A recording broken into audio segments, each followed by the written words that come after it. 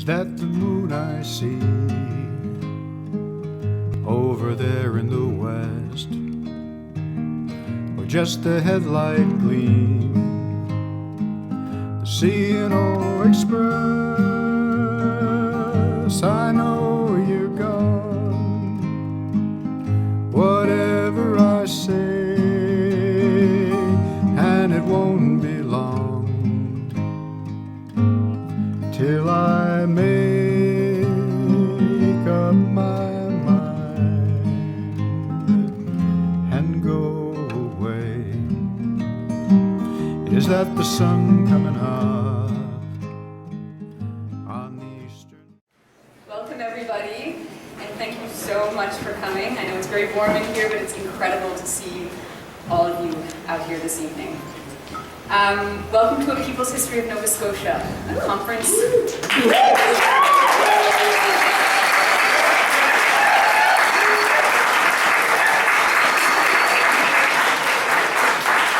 Conference organized by Solidarity Halifax. My name is Leslie Thompson. I am a member of Solidarity Halifax, a proud member of Solidarity Halifax, and a member of our small but mighty conference organizing committee that has been working for the past 6 months to put this together. I'll be doing my best to chair this conference. Before I say anything more, I want to acknowledge that we are on Mi'kmaq territory, that this is Mi'kmaq History Month, and that we are incredibly grateful to the Mi'kmaq Friendship Center for hosting us this evening and tomorrow. I'm very, very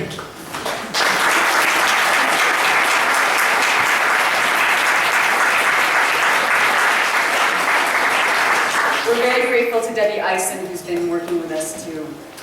I should also extend our solidarity and our support to the very brave actions that are happening right now by First Nations people and their allies in New Brunswick to oppose fracking.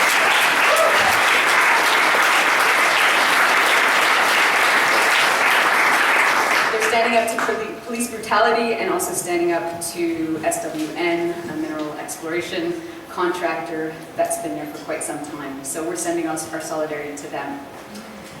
Before I introduce the conference proper, I just want to say a few words about what Solidarity Halifax is. We are a very modest but hardworking anti-capitalist group in Halifax, and we've been active in our current form for about 2 years now. Initially, we started out with the simple goal of organizing conferences, and we did. We organized 3 conferences. And the goal of organizing those conferences was to basically bring together people in struggle, people active in resistance, leftists, activists, together to reflect on struggle, resistance, and the state of the left. We've since decided to found an organization which is dedicated to building long-term strategies for fighting for alternatives to capitalism. Key to our goals is trying to create a culture of solidarity. So Solidarity Halifax seeks to unite people on the left, to unite people in struggle from various movements, to unite people who actively resist oppression. And this conference tonight and tomorrow shares that goal. So then the question, why A People's History of Nova Scotia? One of the primary reasons for organizing this conference is to bring together people from across movements, like you, to learn the history of struggle from across movements, like from these people who are here tonight, and to learn the history of the very place we live, we work, we struggle, and we organize. There's an incredibly powerful history of resistance, both to capitalism and to many forms of oppression that's hidden in Nova Scotia. Sometimes it's lost to our memory, sometimes it's taken for granted, sometimes the history of struggle simply goes unwritten. That might be because people in struggle are often too busy making incredible posters like this, organizing conferences like this, occupying offices on Gottingen Street for 122 days, or simply trying to get through their day. So this conference is about, and it's dedicated to, those who have resisted oppression in Nova Scotia. Another reason for organizing this conference is that we're often guilty of taking things like labor rights, women's rights, queer rights for granted. The consequences of this is that when our rights are taken away, we wonder whether the right was even ours to begin with. And frankly, in the age of austerity, of relentless austerity, it's clear that we're losing ground. In Nova Scotia, like elsewhere, capitalism continues to absorb and oppress groups who have fought for civil liberties, groups who have fought for human rights, groups who have fought for economic justice. And many of the gains we have made are starting to be reversed. We see this in cutbacks in the public sector, in growing attacks on unions. We see this in the fact that even today, women continue to make disproportionately less than men. We see this in the very lived conditions of Aboriginal people and the paternalism with which Original people of this land are treated by settlers and settler states. We also see this in the fact that African Nova Scotians continue to experience structural racism and many continue to be excluded from the workforce. So for all of these reasons, we feel the need to reclaim the strengths of our local history of radical collective action and mobilization. And for all these reasons, as an anti-capitalist organization, we want to explore how all of our movements can regroup, can move forward, can develop united fronts in the context of our common experience of capitalism. While many of us share deep solidarity with each other in our own particular struggles, we often know little of the content, the creativity, the hard work, the sacrifices involved in each other's movements. That's another reason why we wanted to come here together today. At Solidarity Halifax, we have a strong belief that capitalism must end in order to end the conditions for all forms of oppressions being talked about over the next 2 days. We recognize that for everybody, capitalism might not be at the center of those struggles. We might not all agree, but what we do invite is that we all reclaim a common history, a radical history of resistance, as a way to start an important dialogue, as a way to inspire each other, fight for a better world, one that's not dominated by a relentless drive for profit at the expense of justice, rights, the land, and all of our collective resources. So that's why we planned this conference. The conference structure, which is outlined for you in your agenda, was conceived in a way where tonight's panel and tomorrow's morning panel are about particular struggles for liberation and civil liberties. Tomorrow afternoon's panel is about particular instances and radical actions and traditions of struggle. We also wanted to include and profile the tools of struggle which are surrounding you tonight in the People's Museum. So we have tomorrow morning and tonight struggles for liberation. Tomorrow afternoon we're profiling particular actions, and then all around us are the tools, the banners, the posters, the manifestos, the pamphlets, everything we produce to do the things that we do. I should mention that the People's Museum was initially the product of one of our members, Natasha Krasuski, whose mother actually tragically passed away in the accident in Ottawa between a bus and a train last month. So we dedicate the work of the People's Museum to Natasha, and we thank all the people that came together tirelessly over the past couple of weeks, in particular this week, to putting it all together. So I'd like to thank those people.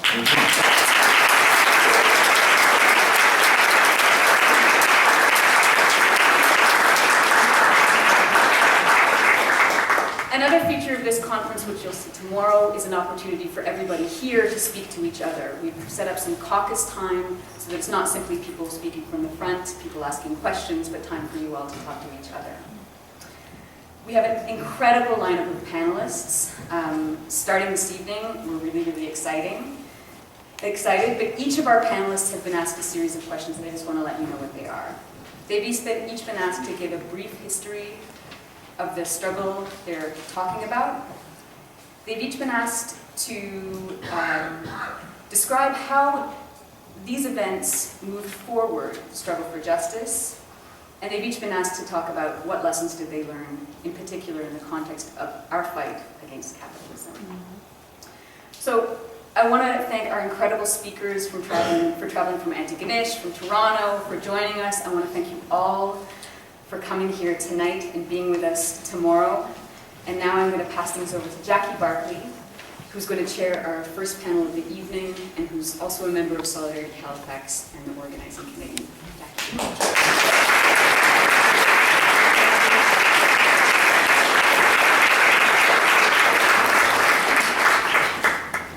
Thank you for those remarks, Leslie. And just to lighten things up a little bit, those are the things we asked people to talk about.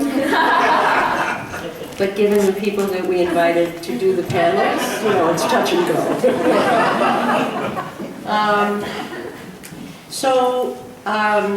Before I introduce our panelists of this evening, one of the things that we said is that we wanted to honor the history of Burnley Rocky Jones, whose daughter, whose sister, whose other daughter are here tonight.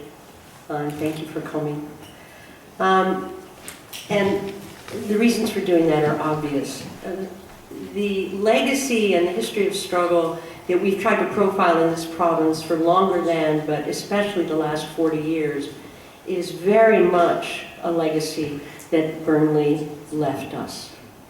He participated in many of these struggles, and his is a struggle primarily originating in and belonging to the people of the African Nova Scotian community.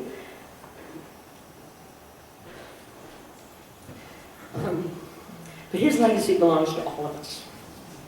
So, his legacy is one of political struggle, working with many people in this room, never forgoing the right for racial justice, but often expanding the view of the issues around that.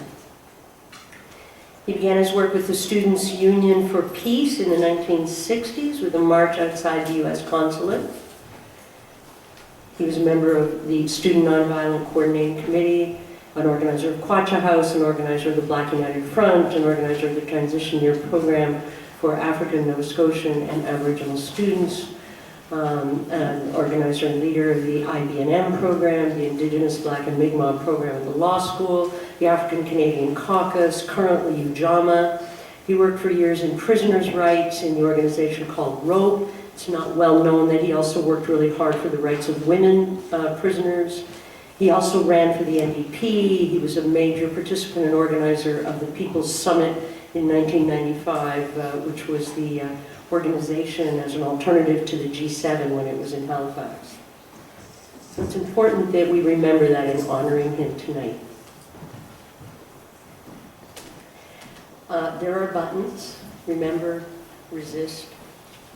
Rebel, resist, remember Rocky, and they are for sale for any amount, and the proceeds, as well as the proceeds of some posters of For the Moment, will go toward an education fund that is being established in his name.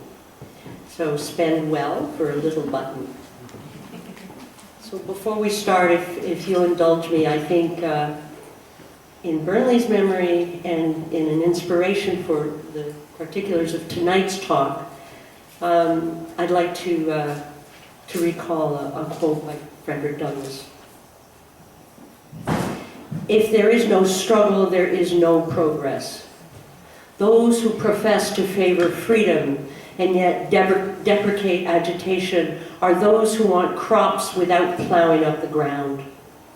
They want rain without thunder and lightning. They want the ocean without the awful roar of its many waters. This struggle may be a moral one, it may be a physical one, or it may be both moral and physical, but it must be a struggle.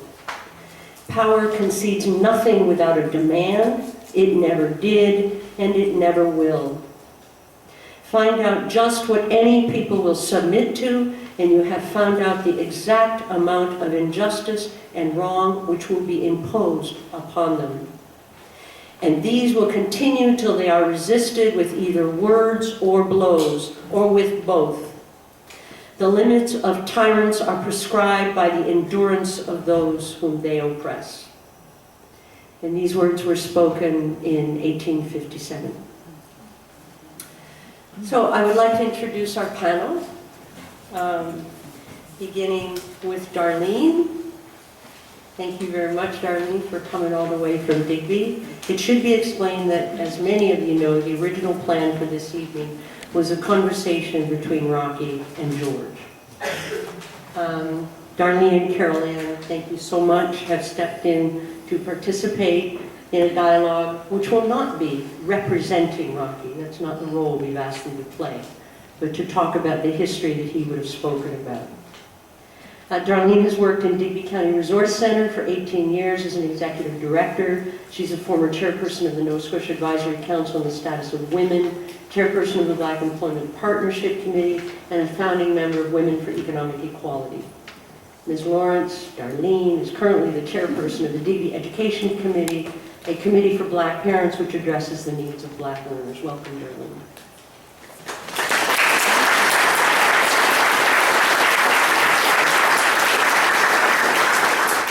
Next to Darlene, in between Darlene and George, not a good place to be. I don't know what you're trying to say. That's right. Is Carol Ann Wright Parks. Carol Ann Wright Parks is the manager of the Community Economic Development and Strategic Engagement with the Greater Halifax Partnership. She has over 30 years of community organizing experience, has worked in Toronto and South Africa in the areas of health, anti-poverty, and anti-racism issues. Welcome, Carol Ann.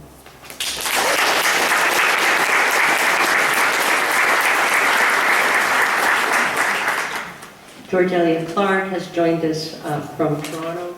We have a circuit of poets this time. Al is going to speak before the panelists. George Elliott Clark was born in Windsor, Nova Scotia, near the Black Loyalist community of 3 Mile Plains in 1960. He is inaugural E.J. Pratt Professor of Canadian Literature at University of Toronto. Clark has been instrumental in promoting the works of writers of African descent, especially those of Nova Scotia. George coined the term Africadian to identify the Black culture of Atlantic Canada. George is Toronto's poet laureate.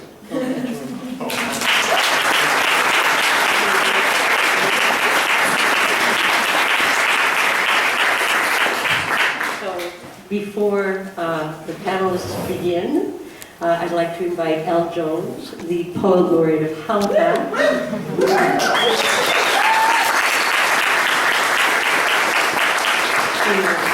On Rocky's memory. Thank you, Al. Thank you. George, hopefully you'll do something at the end if we have time so we can poet it up. All right. Yes. I'm a jerk. I'm going to do 2, and there's a reason. Because the first poem I'm going to do is most powerfully embodies Rocky to me. It came out of a workshop that we did together with youth, and so these are 11-year-old youth in Mulgrave Park. And Rocky spoke to them for about an hour and a half about the history of this province, and he had them spellbound. And then the poem that we did became a video. So I want to do that poem because for me that's where Rocky lives, and the education that he gave and his care for the youth, his pride in his own history. And then I'm going to do right after that the poem I wrote for tonight, which is called Rocky Was a Heavyweight. But we're going to start with history and then we'll do Rocky, if that's okay. Be loyal, be strong, be free. The loyalists, the maroons, and the refugees. You come from all 3 teaching you lessons about how to get where you need to be. Stick together like glue. Take care of your crew. Stand your ground and don't get pushed down. And when it's time to get free by any means necessary, the loyalists, the maroons, and the refugees. Sounds like street knowledge, but it's revolutionary, so know your history.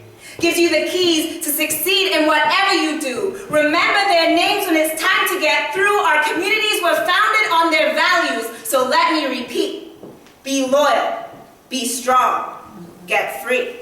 We don't need to rely on no government cheese. All we need is to have each other's backs and persistence. This is how your ancestors handled the system. Stay true to each other, always assisted. When they were threatened, they always resisted, rose to great heights from the poorest conditions, and 200 years later, still here on a mission, so don't ever get the message twisted. The way they got their names listed makes it sound like you come from loyalists who served, maroons who got lost, and refugees who were running. They make them sound boring, like you come from nothing. The true story is they were fighters with courage and cunning. Pound for pound, some of the best Black people in existence. To free mind, body, and spirit should be all of our missions. To get themselves free, they sometimes had to play tricks. Fooled 2 superpowers through stealth and quick wits. They thought they could use them and act like they didn't exist. Bargained their way onto ships or fought their way out with fists. Some were unlisted and some were enlisted, all soldiers in a struggle who never sold out, playing mast against mast and power against power. They got what they wanted through pure brain power, guided by a higher power, Black power, before it ever had a name. And I swear, your veins. And it is saying to you, don't let their struggle be in vain. Think of what they went through when your life goes astray. They promised them land and then took it away, left them to beg on the streets or shipped them away. Everything they had, tried to strip it away. Hoped after winter they'd just go away, but they survived. Came through the fire where only the strongest can thrive. On the rockiest lands where they left them to die, they built churches to pray in. Took the land that they had and built homes they could stay in. Planted themselves for the kids they were raising, and I know they'd be proud to see you still here today. And every day that you doubt if you ever could make it, think of the pain that they suffered, and still they kept waiting with faith, hope, and patience. Their strength was amazing, and that's where you came from. So don't ever be ashamed. You carry their names you should praise every day, so follow the path they were blazing. With blood like that circulating, how can you not achieve? No one ever promised that life would be easy, so don't let yours go to waste through a lack of belief. Your ancestry is the root and you are the leaf. This is not street knowledge, it's revolutionary, so let me repeat. Be loyal, be strong, get free.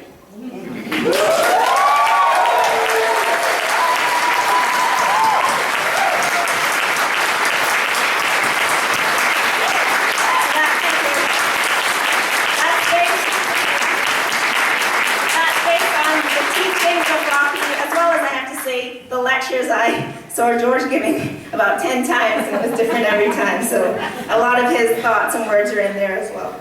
Alright, so this is the actual poem I wrote for tonight, and it was really difficult when you actually know someone and then try to think, how do I put this into a poem? So I asked Reed, and I said, what does Rocky mean to you? And he said, Rocky was G. So that's kind of where I went with this poem. I was thinking, should I put all this history in? I was like, I'm just going to tell like the resonance of what he was, so not specific events. So this poem is called Rocky Was a Heavyweight. Rocky was a heavyweight. If you come to Scotia, we'll tell you he was one of the greats. He was a fighter, but he wasn't no boxer.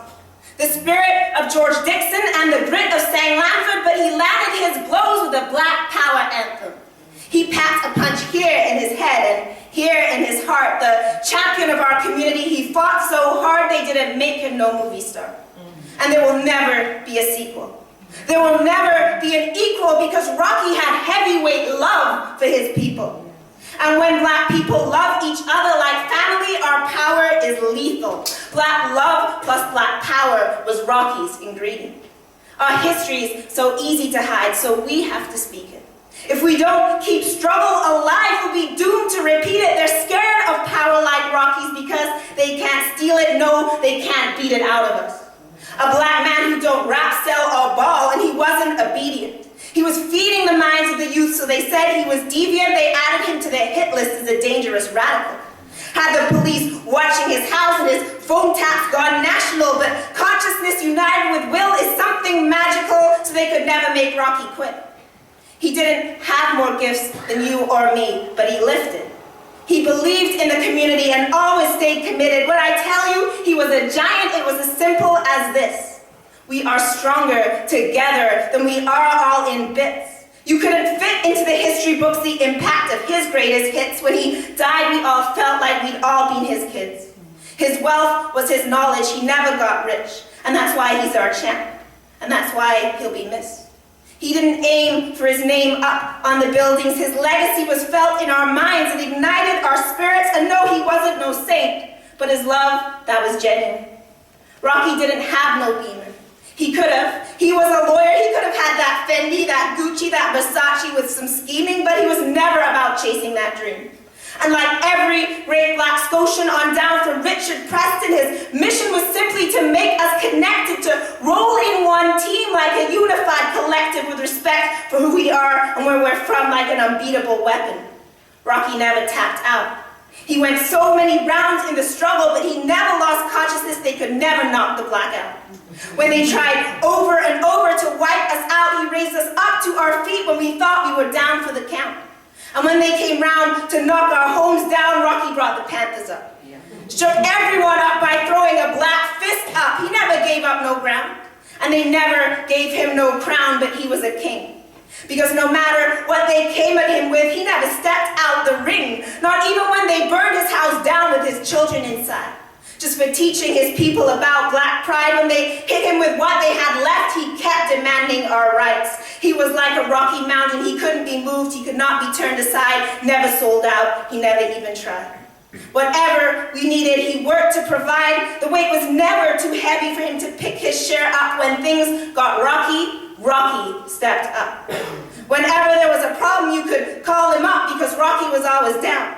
If you needed some backup, he was always around. You wanted him in your corner because he never backed down. And around here, black leaders are not made in elections. It was the mass of black people who gave Rocky his directions, because every truly great leader is a humble follower. And that's why he knew each of you was the community's tomorrow. He was waiting for you to take his belt. And I can't tell you his whole story, but I can say what I felt if you need inspiration. Here is his motivation: black history, black pride, black power, black love. Here is his education: get down in the struggle, don't hold yourself above. And now here's my explanation. Until his heart gave out inside him, he fought without gloves. Because Rocky was a heavyweight, a legend. He wasn't no boxer, but he was one of the greats, the spirit of George Dixon, the grit of Sam Lansford, but he landed his blows like a black power anthem. And if you ask any Scotian, will make just one thing known: there was no harder fighter than Burnley Rocky Jones.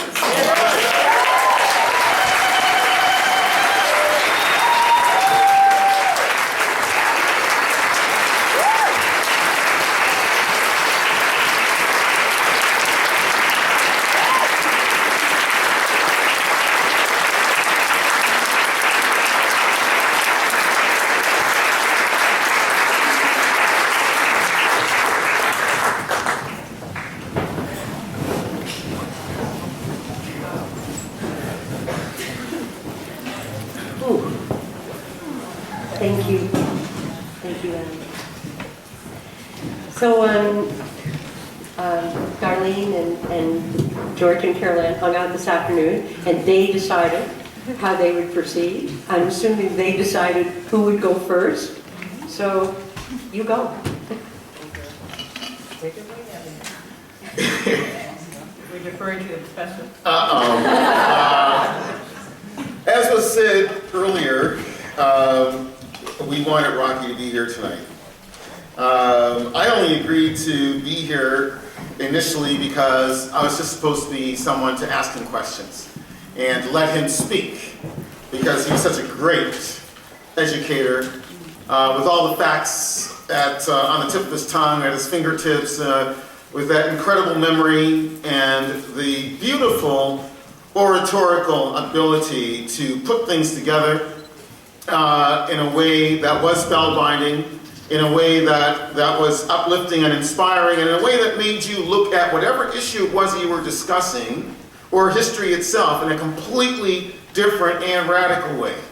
In a way that would make you want to try to make a difference, or be willing to follow him or someone like him or a group that he was bringing together to try to achieve some kind of equitable outcome, depending on the issue and so on. So I'm lonely tonight, and feeling that absence, also struck by the power of Elle's poem to manifest for us again the incredible, once in a century greatness of Rocky Jones.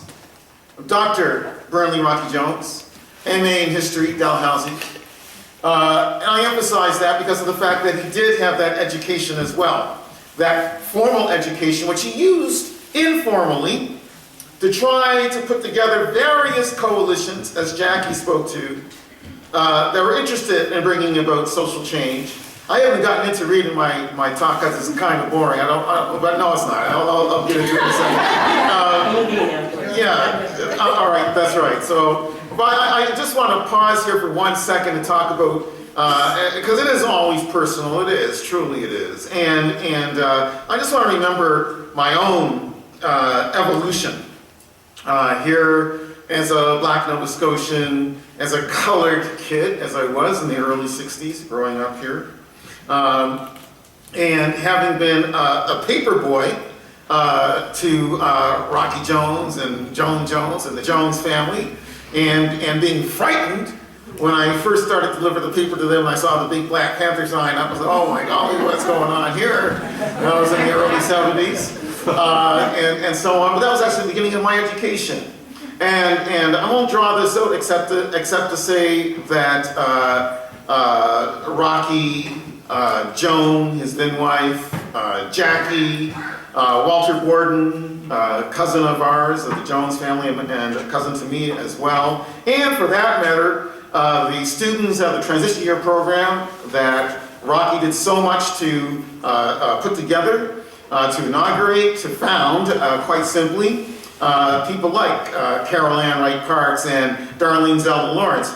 We were all learning together the real history, the people's history, in an attempt to try to labor and struggle together to make Nova Scotia more livable, more just, friendlier, fairer, and so on, against all of those vested interests, which remain very much vested in terms of trying to protect their privilege.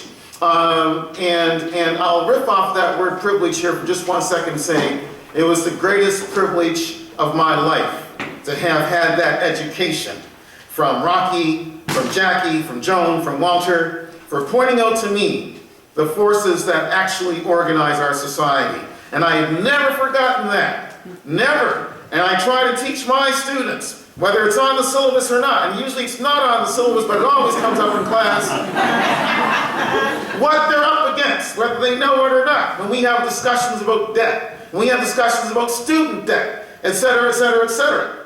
And I want them to think about, why did capitalism almost collapse in 2008? How did that happen? What did they think about that? I want them to think about international affairs and foreign relations, etc., how they impact us. I want them to think about history. And I'm going to get back to my talk here in a second, but one of the things that I learned, one of the things that I personally learned, is how important it is to have a knowledge of history, and how a new generation, the new generations coming up, are so bereft of it. They are as bereft of history as they are of knowledge of civics. It drove me crazy when the CBC and others were saying the Governor General don't want to meet with Idle No More and Teresa Spence back in January because he's just symbolic. He's just a symbol. He's just a figurehead. And if they want to get any action, they want anything happen, they got to meet with the Prime Minister. And I wanted to grab somebody by the scruff of his or her neck or their necks and say, have you read the Constitution? Have you read it? Do you know that you live in a monarchy? Do you know that you live in a society that's based on hierarchy and privilege and is enshrined as such in the Constitution? Do you know that? Do you understand that? Do you know that the head of state is Her Majesty? You may not like it, but that's what it is. That's a fact on paper. And when Her Majesty isn't here delivering the speech from the throne, they call it the speech from the throne, not because she's sitting on a toilet, although maybe sometimes she is. But anyway, it's because she's on the throne, for crying out loud. And when she's not here to speak from the throne, she's got the Governor General to speak in Parliament or for the national government and to sign all the legislation into law to give it royal assent. That's why they call it royal assent, for crying out loud. Right? So don't come telling me all kinds of malarkey and jabberwocky and just pure propaganda bullshit about I'm just a symbol. If you're only a symbol, then get the hell out of there.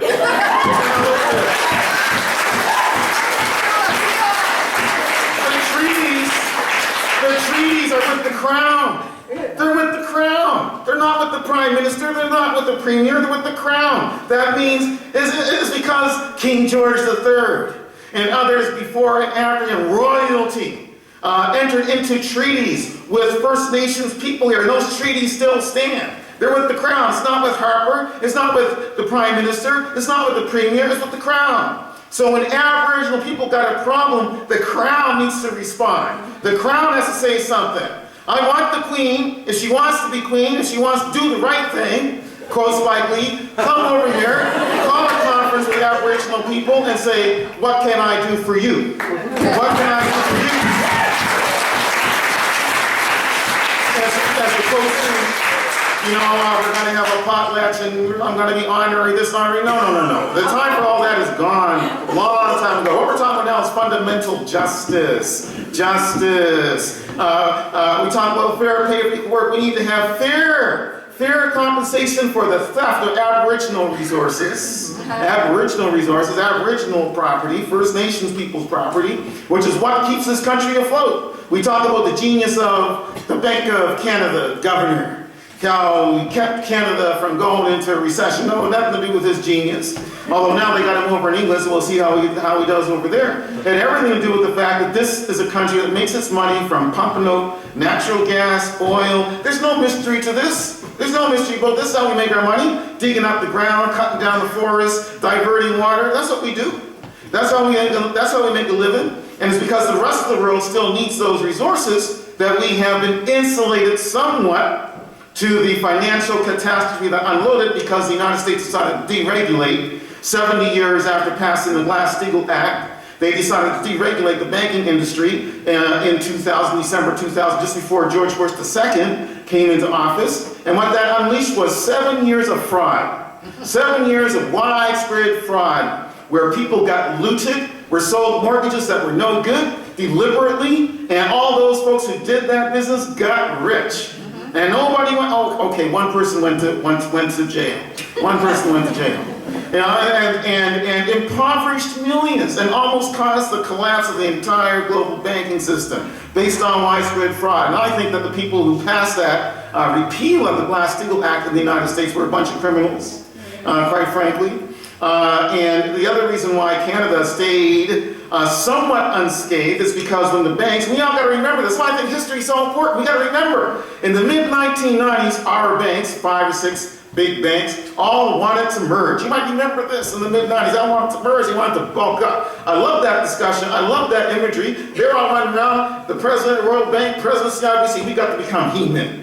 We got to get some extra oomph going on here. We need to be able to go down to Wall Street and buy up some U.S. banks so we can compete in the world. That's what that was all about. And they were saying to Chrétien, when he was a prime minister, gee whiz, you got to free us, be able to buy up some U.S. banks so we can take on the global competition.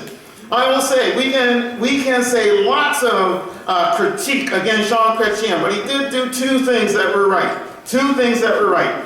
Keeping us out of Iraq, number 1. And number 2, and I'm not a liberal. I'm not a big L liberal. I'm not a small L liberal. So this is not about praising liberality in any way, shape, or form. But I do want to recognize that was one good decision. The other good decision was refusing to allow our banks to merge as they wanted to, which is the reason why they hounded him out of office. They refused to allow the banks to merge over Paul Martin's objections when he was finance minister, for crying out loud. Because I think Chrétien recognized, whether others wanted to or not, I'm sure others did recognize the same thing and wanted it to happen. If those banks had been allowed to merge, they would have bought up a lot of U.S. banks, and Canada would be just as badly off now as the United States has been since 2007, 2008. Back to the talk. History. And I'm going to just go on, because I've got to keep an eye on the time. So I'm going to, all right, I'm going to go fast here. In fact, I'm going to look at the notes here. I wrote a bunch of notes, but I'm just going to go fast.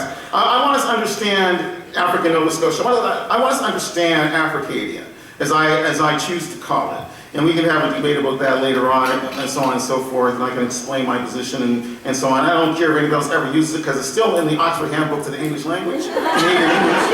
It's in the Oxford Handbook to Canadian English, my word, so I'm all right. Anyway, I got in the Oxford, crying out loud. Anyway, I don't really knew what they were doing, but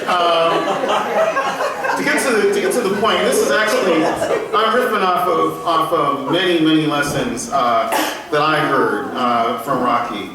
And it has to do with the evolution of Black Nova Scotia. And I titled this talk, The Struggle for Justice. But I just want to begin with where we came from. Where we come from and so on as a distinctive people. As a distinctive people. And we are a distinctive people. It's not to say that we're special, but it is to say that we're distinctive. And what makes us distinctive is this history. And I want to begin in the mid-18th century, because we can talk about that for sure. When the Acadians were expelled from Nova Scotia, 1755, as a matter of imperial policy carried out in part to benefit New England Yankees, who were desperate to have more land, who were annexing everything they could left and right in the colonial America. And they were well aware of the fact that one of the greatest agricultural areas on the eastern coast, on the northeast especially, was Nova Scotia, and especially the Annapolis Valley, which is where, of course, Acadie was settled. And so it was very important for them to remove those people and grab that land, which is exactly what happened. And in the process of the arrival of the New England Yankees, when they weren't only from New England, they were also from the South, they were from South Carolina, they were from Georgia, they were slaveholders, so they brought slaves with them in several hundreds to the Annapolis Valley by 1760 or so. No one knows for sure whether Acadians themselves held slaves. Some say they did, some say no. But what we do know for sure is that the American immigrants, migrants to Nova Scotia, settlers in 1760 did bring slaves with them. I also want to mention the fact that Nouvelle France did maintain hundreds of slaves on what is now Cape Breton Island, which they call Ile Royale.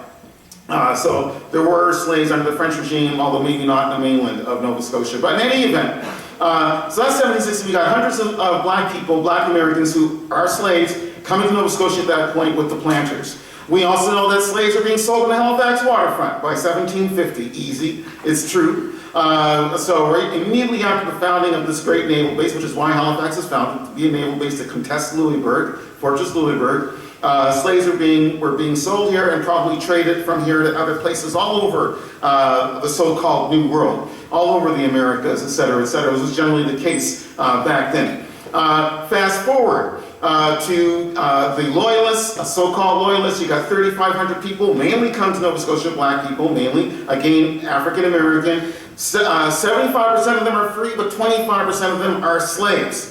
They arrive here briefly forming the largest free black community in North America, which is at Port Roseway near Shelburne. That was at the time, 1783, 1784, the largest free black community in North America. Also was the site of the first race riot in North America, because white sailors who were angry over their wages being depressed by the presence of all this cheap black labor rioted and attacked Port Roseway.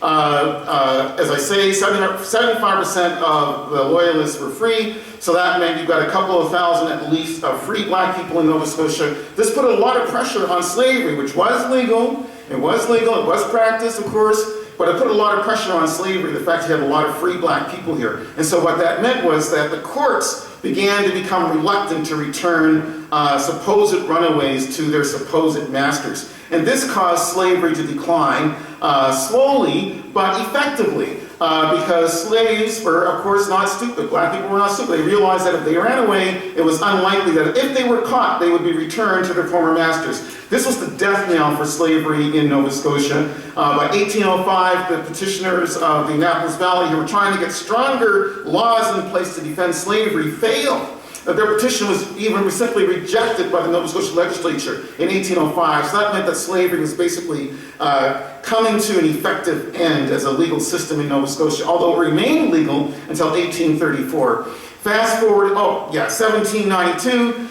a third of the black loyalists leave Nova Scotia. Why? Because they were treated poorly, they were treated like they were slaves, they were abused. The case of Lydia Jackson comes to mind very quickly here. They were forced into something like slavery, indentured servitude. They were starving, they were freezing. It was a nasty place. So they petitioned to leave Nova Scotia. That petition was eventually granted, and 1,200 of them elected to leave to go to Sierra Leone, becoming the first Back to Africa movement in the New World.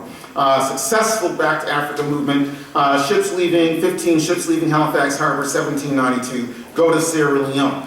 1796, Jamaican Maroons, who had been harassing Jamaican slaveholders and planters in Jamaica, accepted a peace treaty with the British, but basically it was a trick to get them to leave Jamaica, where they were successfully harassing slave agriculture and liberating slaves, for that matter, in Jamaica. So once they decided to join the British Army, Navy, they were put on ships and sent to Nova Scotia. They refused to become the farmers on the bad land that the provincial government wanted to give them. They refused all that, and so they also eventually petitioned successfully to leave Nova Scotia. They were sent to Sierra Leone in 1800. They arrived in Sierra Leone just as the first rebellion against European colonialism on African soil was taking place, and they were used by the British to crush that rebellion. The first rebellion on African soil, and of course staged by Nova Scotians, well, okay, Americans, but really Nova Scotians, we'll say. But in any event, so that's that history. And then fast forward again, War of 1812, which the government of Canada wants us to celebrate. I don't mind celebrating it, that's good, because of course it led to the freedom of 2,200 African Americans who were basically liberated by the British, not because of humanitarian reasons, but because they wanted to frustrate the American war effort. By basically seizing labor for the Americans and sending that labor onto Nova Scotia, which is essentially what it was. It was a war policy. It wasn't humanitarian. It wasn't about abolitionism. It was just, we're going to try and defeat the Americans by robbing them of black labor. But in any event, regardless of the policy, 2,200 African Americans end up in Nova Scotia, where again, they're treated badly, given very poor land, treated as poor labor, exploited, etc., etc. Given poor land deliberately so they cannot become independent farmers, as white settlers were allowed to be. They were not allowed to be.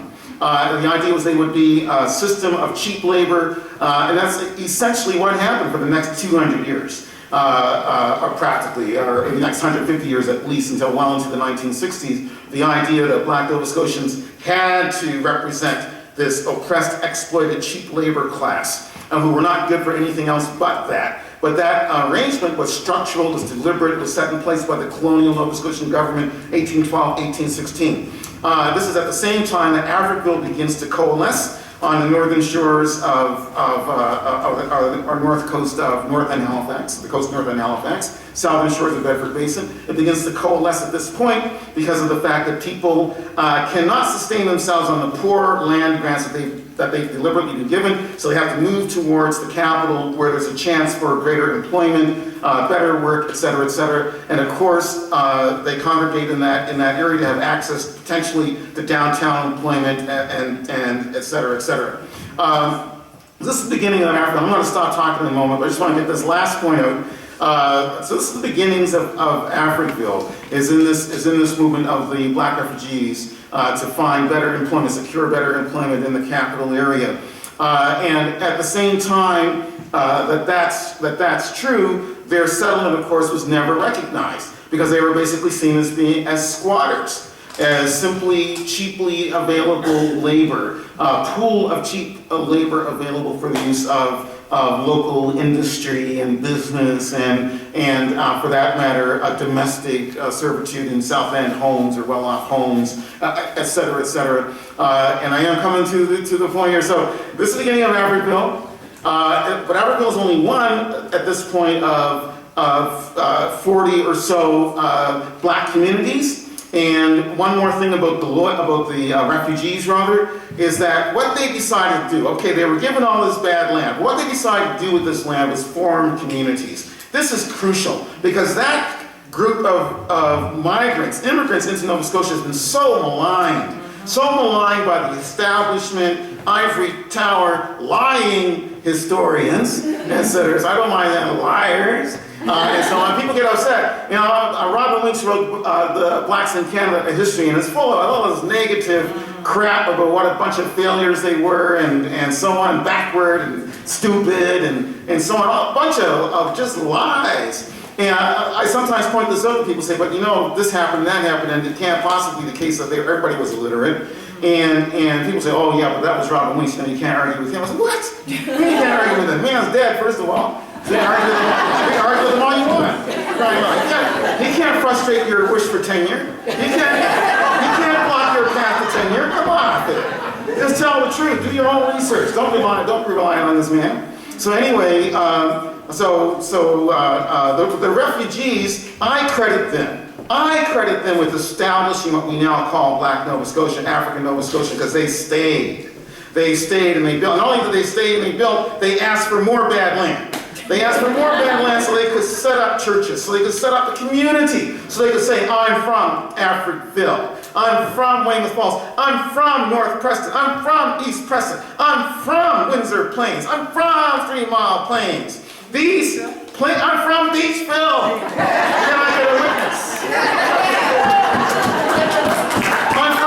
I'm from Truro.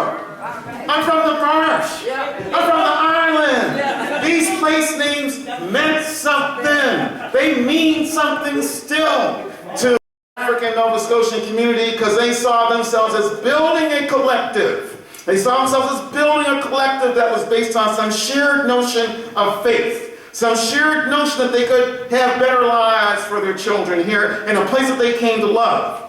Some academics, I want to stop talking in a moment. Some academics say, but you can't talk about Africville, you can't be crying over the destruction of Africville because it was erected on First Nations land. That land did not belong to black people. Black people had no special claim on that land. I want to say here and now, right, without any problem whatsoever, those arguments are correct. They are absolutely correct.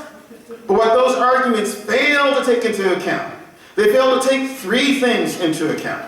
First of all, black Nova Scotians had no choice about where they were going to be settled when they got here, whether they came as loyalists or they came as refugees.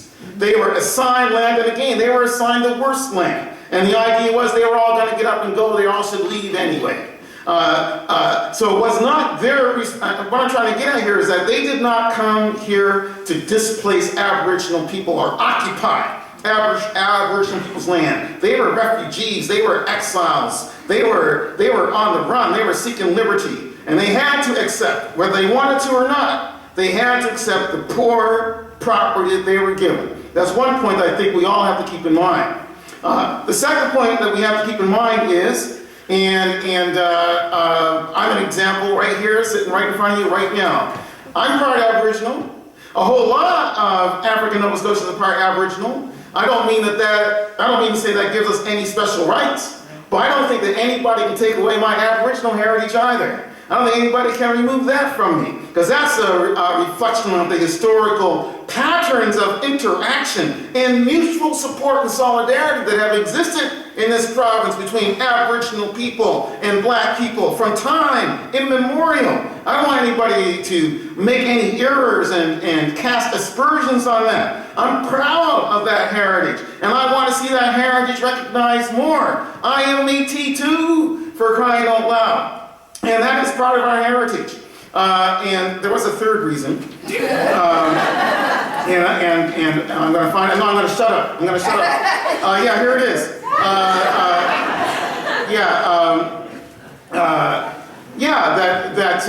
Actually what we were about was setting up communities of solidarity, communities of survival, not communities of occupation, not communities that said nobody else is welcome. This is ours. We own this, etc., etc., etc. So I think that these points have to be kept in mind. I'm gonna end in the next minute by saying this.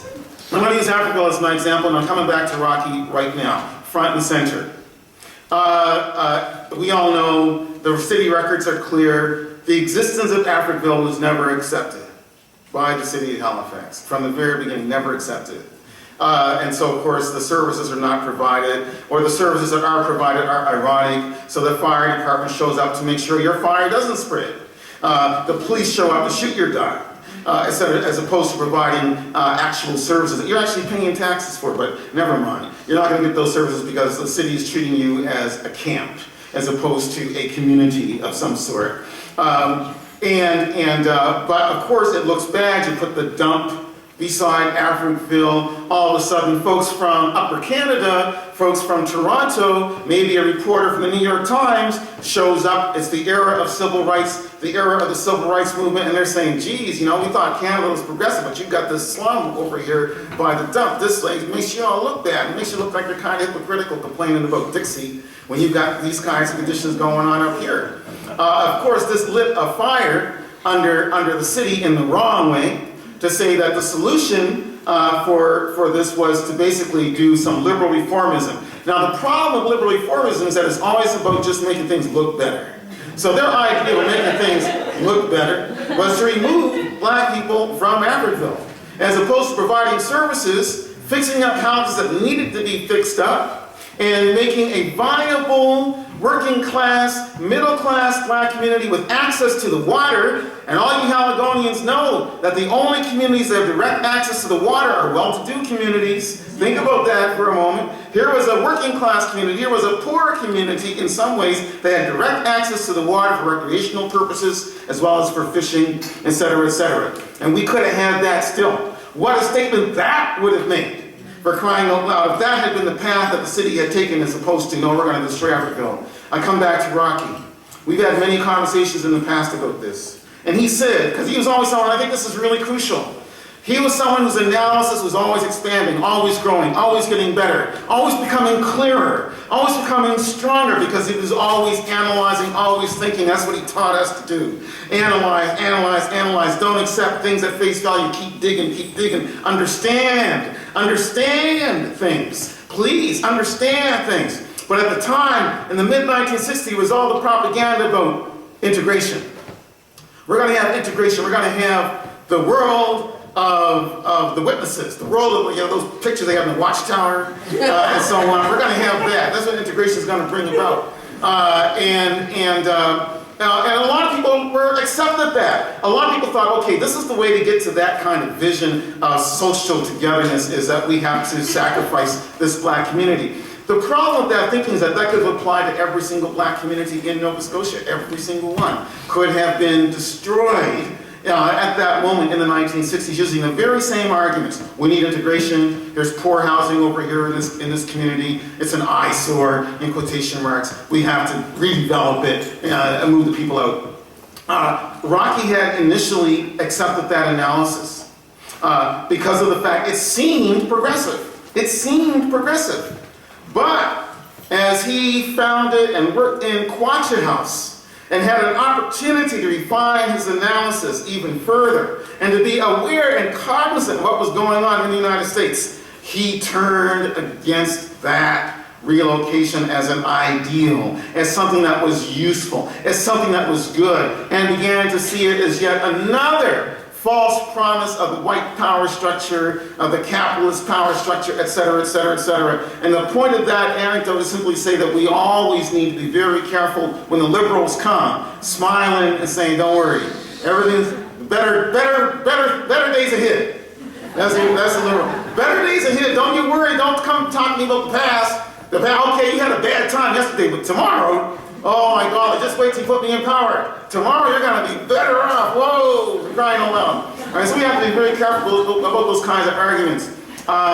And always, the last thing I'm going to say, and I'm sorry to talk so much about politics, history rather, because I'm not sorry talking about politics, but sorry I'm talking about history so much. But one last thing, and because we're supposed to take lessons of it tonight, and lessons from Rocky's legacy, and the biggest lesson for me is this, and actually Jackie has already said it, quoting Frederick Douglass: never think that you have won.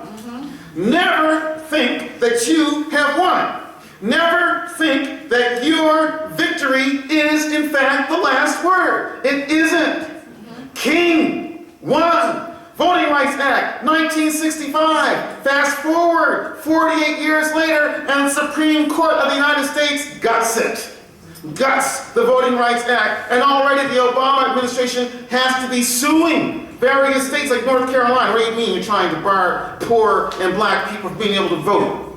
What do you mean you're doing this? Well, the only reason why they're doing this is because the Supreme Court said it's okay. Because the mobilization that demanded equal rights, that demanded equality, ceased. It ceased, or people thought, well, if we elect so-and-so, if we have a black president, then things are going to be okay. Never, never. We can never afford to be deluded about these things. Power and privilege never, never give up anything. And if they do, it's only until tomorrow, when you get tired, when you forget, when the new generation comes along and doesn't know, and then they'll take it all back again.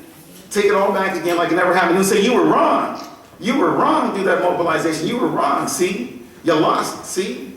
We only had to wait 40 years. You got tired. You forgot. You thought you were okay. You got complacent. We never got complacent. Neil Young had that album, Rust Never Sleeps, Power Never Sleeps, Privilege Never Sleeps.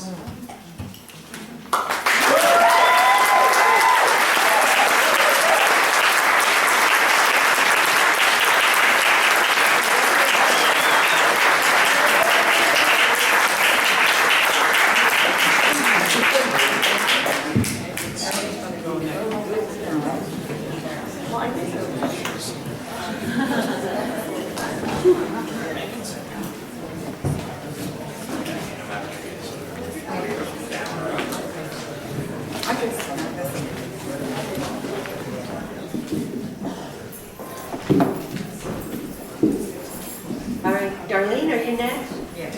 All right. I guess. Yeah, you go, Darlene. Actually, when George and Caroline and I met, we said that Caroline and I were going to be the backup singers. And George was supposed to, yeah, we were going to be the backup singers for it.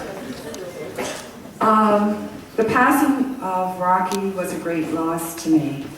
I remember at the age of 17, I had came to Halifax, and I had met someone from TYP, and Rocky was there, and he was speaking. And he was so inspiring to me, so I invited him down to high school, at the Digby Regional High School, to speak to the black students. And he spoke about blackness, and he spoke about the raising of black consciousness. And in that moment, I knew who I was. And in that moment, I knew that I was black Nova Scotian. I knew thyself as an African people. Thank you to Rocky. Thank you, Rocky. But after he spoke to some other black students, there was a fight between black students and teachers. And of course, people called my mother, "What's your daughter doing?" Inviting this radical militant down to school. People were fighting and all these things. And my mother simply dismissed it and said, people need to be informed. People need to have the information. And at that time, TYP, which was created by Rocky, was about leadership. He went out throughout the communities in Nova Scotia and recruited black leaders. And that was what TYP was about. And I was one of those young, bright-eyed students who got recruited by Rocky. And I also have to recognize Noah Knockwood. Because of him, I knew about First Nations. I knew about their history, about their culture. And I knew the parallels between black Nova Scotian and First Nation.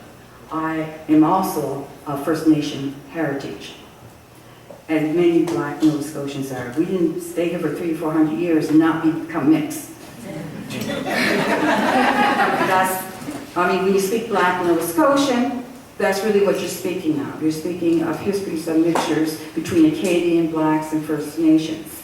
And so sometimes I find it very strange when people speak to me about biracial children.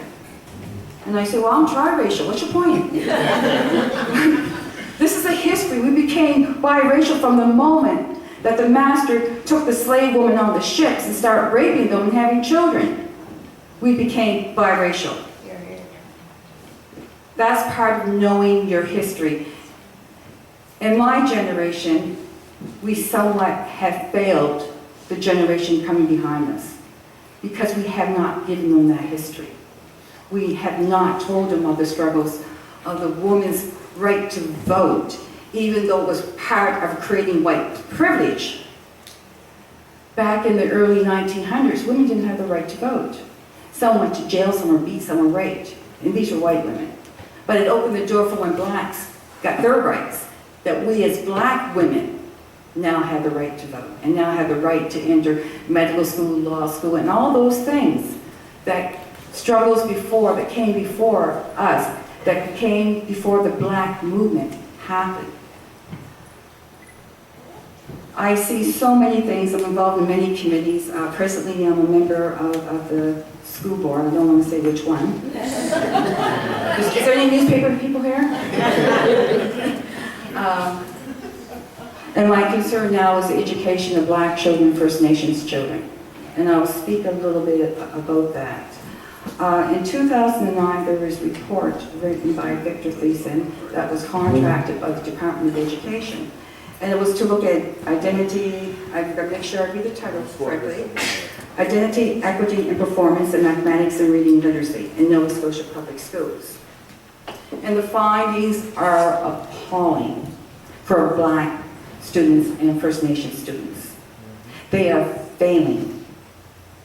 And from what the research has said, if by grade 3 that students are not at the academic outcomes for blacks and First Nations, they will never, never catch up.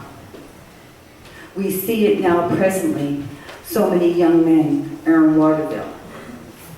The last statistics I had read, and that was a couple years ago, 38% of the inmate population in Waterville, which is a youth facility, is black. And I said, how can that be? We make up 4% of the population. How can that be? How can it be that no one's speaking about it? No one's addressing this issue.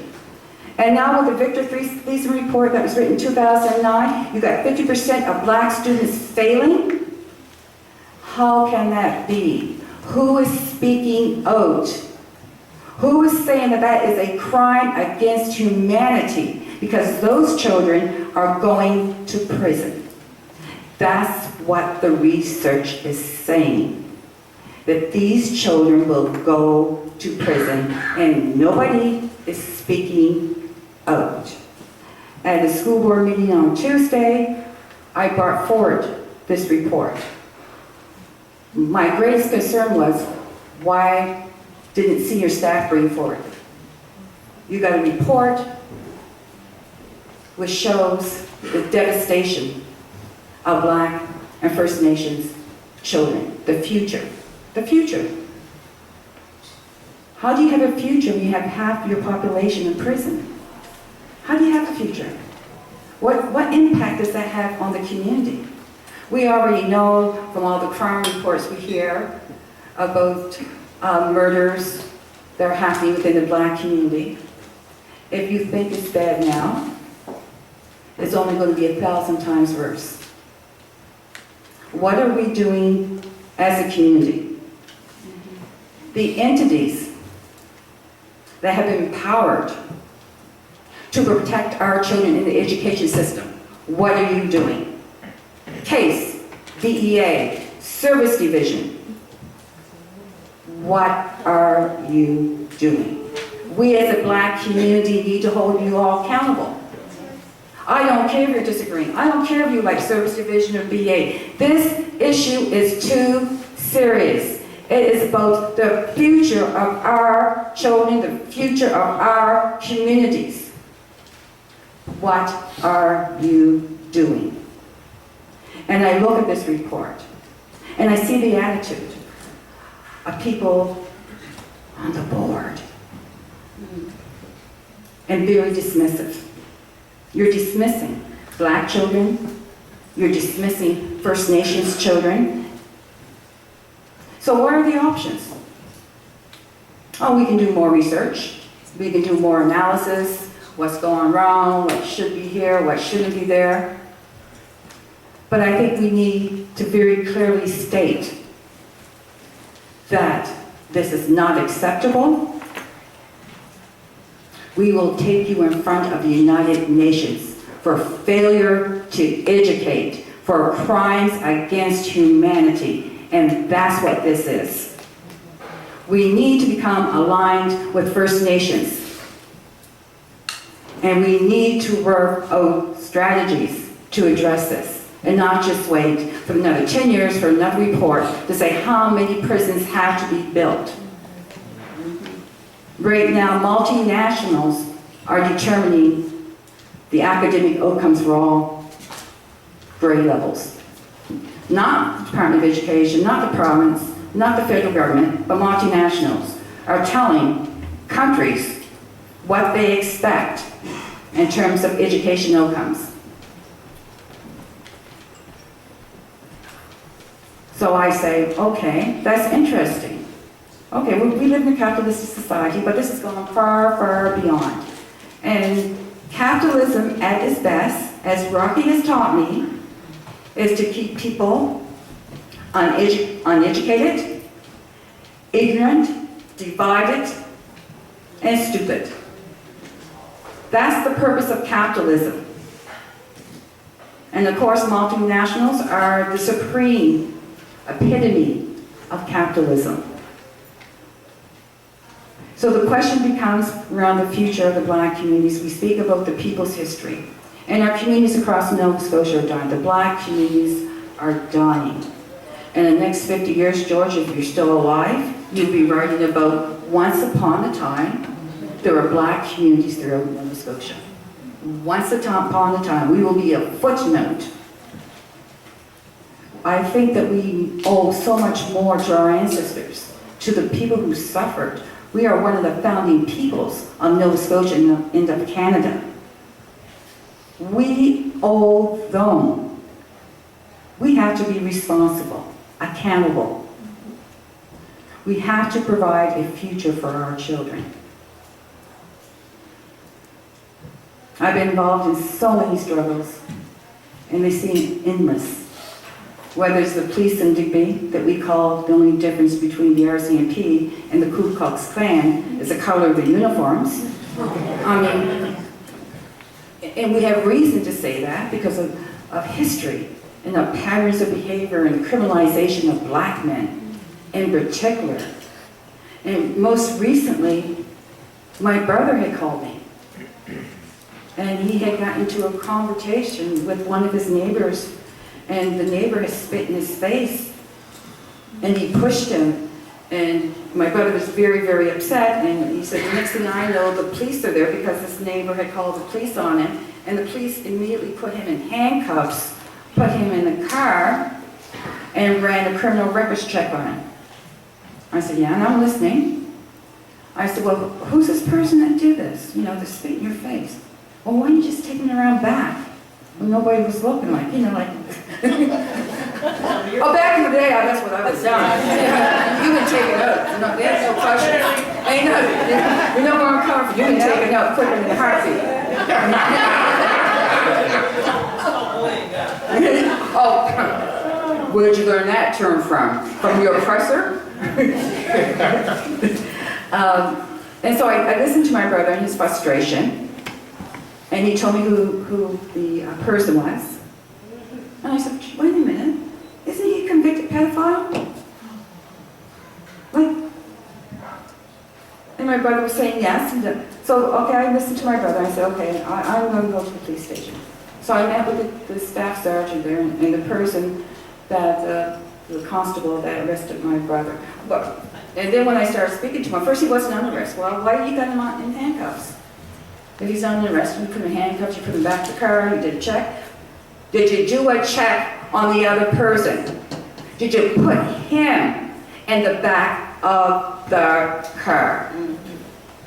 There were witnesses there. Did you interview or speak to any other witnesses to find out what happened?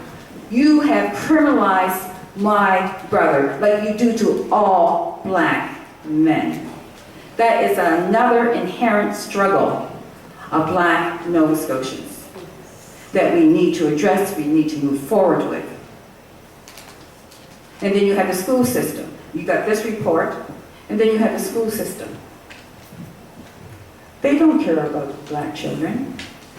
They don't care about First Nations children because the results are clear. And I don't mean there are not individual educators that love to inspire children to learn. I am not speaking about the individuals. I am speaking about institutionalized racism, which they support or pretend. I am speaking about structural racism within the schools, because you get one report after another report, and they're all saying the same thing, and yet you know there's no difference. I can read that. How come George got so much more time? We're talking about equity here. We're talking about equity. I'm all in favor.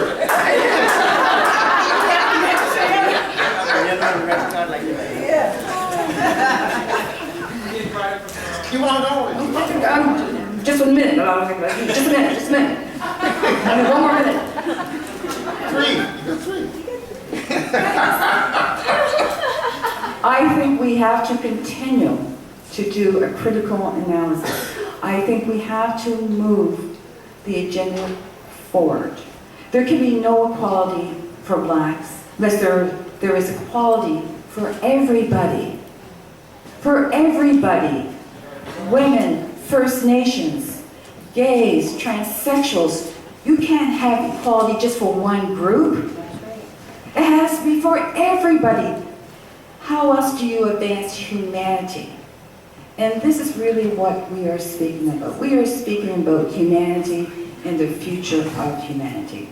Thank you.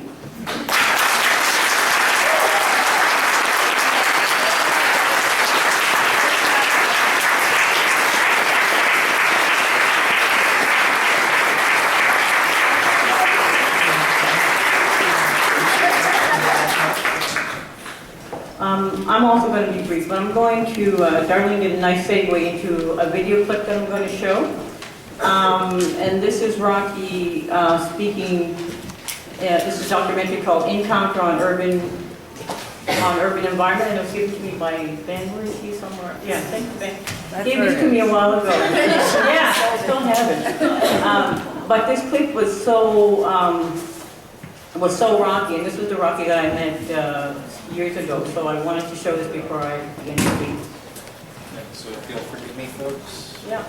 You won't see after a minute, but you'll see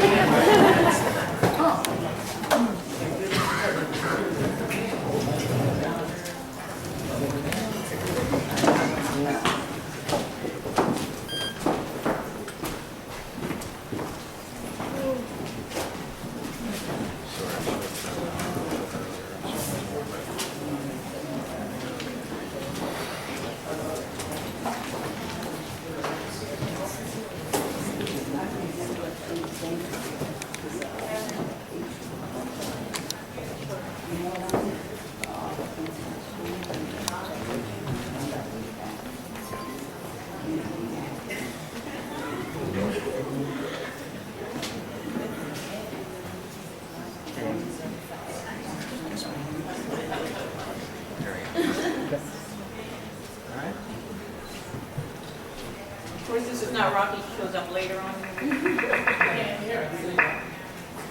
For power around self-interest as one step in a process of coalition and moving against the powers that be, which can be done within the political structure.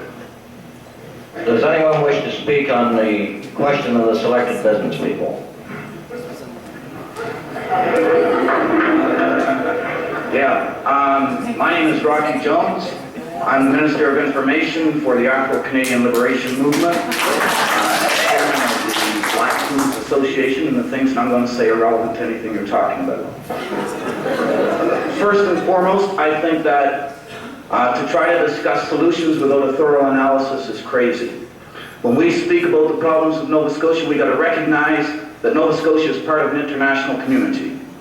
And as long as we try to segregate Nova Scotia from the deals that are coming down from Washington to us, we're never going to solve our problems. Secondly, in order to clear up any of the racism that exists in this society when you're talking about minority rights, you've got to recognize that racism is the bastard child of capitalism. And until we first and foremost begin to come to grips with a competitive society, we can never ever change all this. Until we try to build some societies that are based on cooperation rather than competition, We're all beating against a brick wall. And so therefore I maintain that although this is a very good exercise, a very good intellectual exercise, we can all have fun because it's National Brotherhood Week, we really can't do nothing. Now the ACLM, and I'm not here to try to give a plug for it because most of you can't join it, it's only open to blacks only. The ACLM is trying to effectively come to grips with these sort of things. And when you talk about analysis and what in fact you're doing,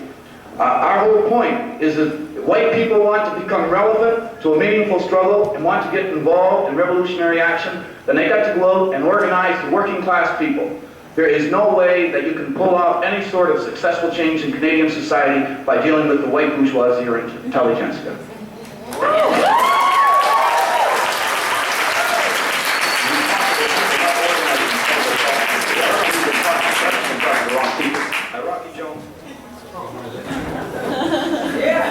So my part is done.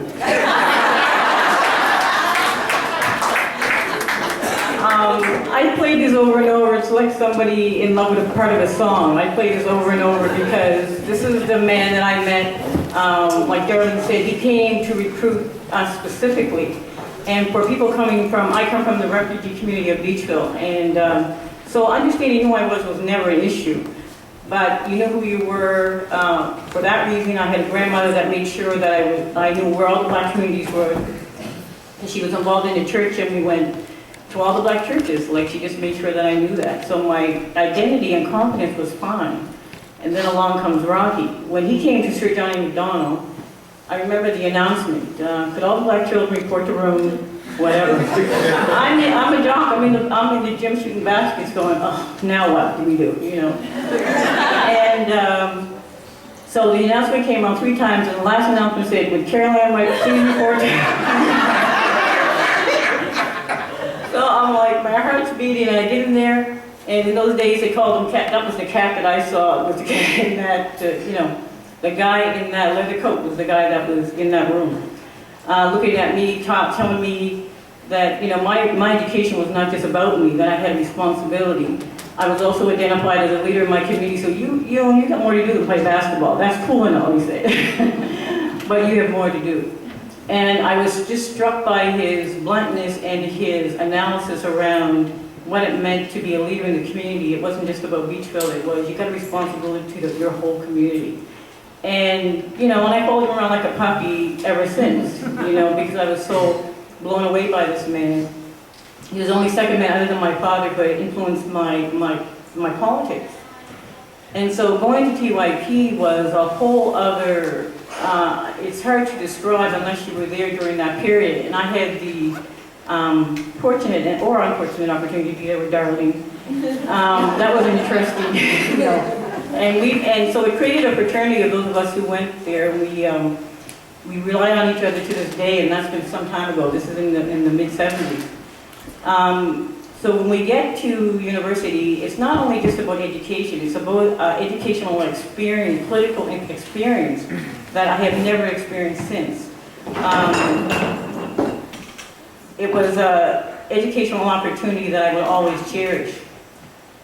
So when we got there, the whole idea of education, as I said, was about us in context. You understood the global struggles, how we were connected. We knew who we were as black people in Nova Scotia, but we got to know who we were in a global context, what those struggles were, what was going on in Cuba and Brazil. And I remember the time that I was most angry with him was the time he made us study all of the leaders of that day. I think it was Che Guevara. I mean, every leader you could imagine. We had to study them and then have an argument with each other, knowing who these individuals were, studying their politics, studying their speeches. And I thought, he's crazy, you know, like, but it enabled us to be able to be critical thinkers. As Darlene, you know, we always talk about what critical thinking means. That's the piece. You have to understand the other person's argument. And up until he passed, he used to say to me, if we were in disagreement about something or other, he would look at me and say, okay, then convince me. And I'm like, oh. You know, so that meant that this was going to be a long conversation. You know, this is not where he was, so come on, Carol, get your ducks in a row. So, having said that, on a personal note, when he passed, it's, you know, being close to the family, you know, it was really, really tough. But it was also not just personal grieving and personal loss, it was a political vulnerability that I felt for the first time in my life. I felt, and it's, you know, it was, our community is so vulnerable now. And this has to do with the way that he took things. You knew that if something happened in the community, whether we were successful or not, he was the one that was going to champion it. He was the one that was going to stick his neck out. He was the one that was going to take the risk. And the thing that I loved about him was that risk-taking, and I learned a lot from him about that. When I left here when I left here in the 80s, I went to Toronto and began to do a lot of political work. And I remember in 1988 when I was working with people in housing, and there was a mayoral campaign, and they said, you know, I had organized residents associations, and we were doing a lot of work around increasing voter participation. You know, that's what the campaign was about. So I'm doing all this work, and then we came to the 11th hour, and somebody had the bright idea and said, I think somebody should run. And I said, yeah, that's a great idea. Not for a moment did I think it was going to be me. But the idea of having somebody run to put a face to the campaign was the whole idea behind that. And they said to me, I remember being really nervous about it, and they said, think of somebody who inspired you, somebody who was really politically active, and right away, he was the one that came as a beacon to me about this. The whole idea about identity is really critical, and we talked about that in respect to Ujama as well. And I have to say, when I asked him to be part of Ujama, because I had been doing a series of roundtables about what was going on in the community, and that started in 2006, and I said to him, the feedback that I'm getting from all these roundtables and consultations is that the community needs, since the demise of Buck, the community really needs that umbrella group to come back. We need an umbrella group of some kind to be able to analyze a situation, have a response. People feel really vulnerable and not protected. And he said, A, I'm doing this because it's you. B, I think we really need to do that again because the community is very vulnerable. And you know, if we get the right people around that table, yes, we could be successful. So he was game again, and at that time he still had his law practice. So it was a lot. It's not like he had the time to do it. He just had the desire to do it. And the other thing that he always said about our community in his analysis was that we came in groups. We settled in groups, and our success would be in groups. This is not about individual success. And yes, we would have it in community at some point in time, but that's not how success should be measured. He also talked a lot about gatekeepers and liberators, and that our community, we have to do analysis around that, because unfortunately, some of the success that we've had in the 60s as a community has been kind of usurped, because that success has been parlayed into individual success. Those individuals feel that they no longer have a responsibility and accountability to community. And that's an analysis we have to do in our own community. So I always, in my mind, the Gatekeepers and Liberators speech was one of the most powerful things not recorded in the history of the speeches that he gave. I think a lot about, particularly with Ujama, some of the positions that Darlene is also a co-chair of Ujama, so she can speak to that later if she wishes. But one of the things around Ujama that he really wanted to put forward was the whole idea around community organizing and the importance of that. And also around, I think, one of the questions is around coalition building. And it's interesting because the young man who was speaking before Rocky was talking about coalition building and the importance of that. And the importance of coalition building is not relevant unless each individual group has its own strategy, clear and concise. You can't go into a coalition unless you're clear about what your agenda is. And so, as I said, I'm going to be really brief because my piece in this is, I really believe that as our community, there's conversations that we need to have as a community. There's conversations that we were trying to have, and it reads me to say, up until this past, we were trying to organize within our own community around a series of conversations that we need to have about where the agendas were in terms of education, in terms of justice, in terms of all those things that were really important. And I have to say that the things that are his legacy, I think Jackie mentioned them in the beginning, like the Human Rights Commission, all those things are coming full circle. I got a call from the Human Rights Commission the other day talking about, you know, we need to figure out where the Human Rights Commission is and why the community doesn't access and so on and so forth. And it was the very thing that because of him that it exists. So that was a very interesting conversation. The transition year program that he was responsible for founding has gone through a review. Now, it's an internal review, so we won't know what we really won't know what that's about, but it's important for us to know what that's about because it wasn't just about education, it was about developing leaders. And so if you examine that program, we need to see, is your leadership developing from that program or has it become just another access program? That is not what the intent of the program was. The IB&M program, same thing. Is it just another access program that doesn't benefit the community or is it developing the kind of leadership that we talked about? And behind all those programs is a rationale around leadership development and moving the community forward. So these are the things that we need to have the conversations about. And I'm not going to be long with it like these two because I can see people need a break. And hopefully that you'll ask questions in the question and answer period. Thank you.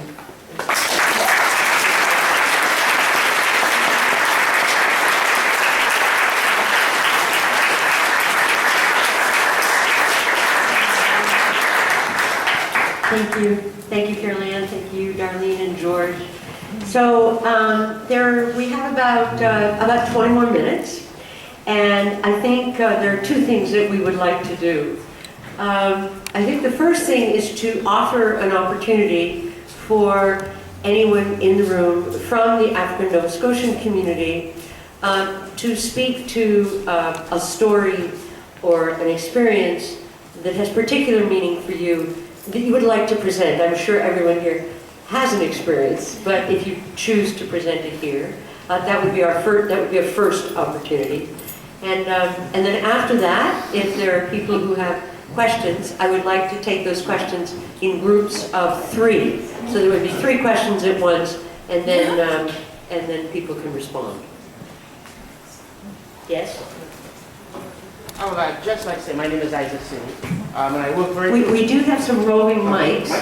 Well, as most of you know, my name is Isaac Singh, Thank you. and I teach at Dalhousie University, and I work very closely with Dr. Fuller Cooper, who is the GRJ Chair of Black Canadian Studies.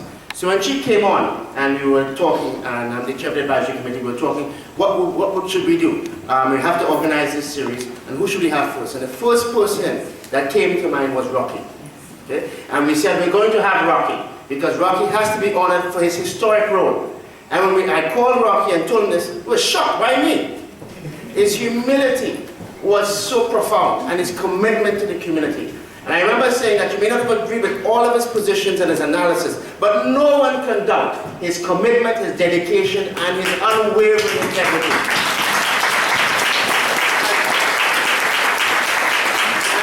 I remember I was in Venezuela, looking at the Bolivarian Revolution that's unfolding there, after Chavez's death. And I was actually in the room, if you remember when the video started, there's a picture of Lucius Walker who had come in from the States from Cleveland, right? And he became a very well-known pastor and reverend in New York. And I actually happened to be talking with his daughter, Gail Walker, who was there, right? And I just happened to be flipping through my email, and that's when I got the word that Rocky had passed. And my initial reaction was I felt like an orphan. Because he was so important to organizing the community. And his last mission was to create an organization that would unite all of the black communities, like Black United Front had done at the beginning, right? And was its mission, right? To recreate that, to defend us in the face of what he saw was this onslaught from Harper, what he saw was the onslaught from this kind of savage, even more savage capitalism than we can imagine, right? So I want to just say that Rocky was incredibly humble, and when I asked him, when I told him, we're choosing you, right? He said, why me? And so it's just astonishing. This man who played such a historic role could be so incredibly humble. Thank you, Isaac. Thank you. Are there other people from the community who would like to say something? Raise your hand. Seeing no hands raised, are there... Sorry? Is there someone back there I can't see?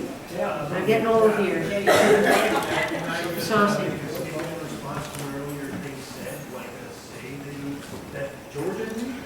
Oh, could be. Yeah, it's really great that you mentioned that it's really great that you mentioned the importance of never believing you've won. Is it not true that there's also an equal and equally relevant corollary to that, that's never believe you've lost as well. Basically, never stop pushing for what you know to be right. If things are looking up, never get complacent, and just keep on seeing what you can do for what you know to be right. And if things are looking down, even way down, never give up. The only way that one is lost is truly lost is if they've given up or if it's become literally impossible for them. And from what I've seen in Black history, that only happens in the grave. Thank you. Yeah. Thanks. Definitely a friendly amendment. I'm sort of reminded about that hit from the 1980s, Never Stop Believing or something like that. Don't stop. I'm not going to try to sing it, but the reason because I remember, didn't Clinton use that as a campaign? Yeah. Song? Yeah, so I mean, my problem with, I actually don't have a problem with it. I think it's great. We shouldn't believe that we have lost, certainly not.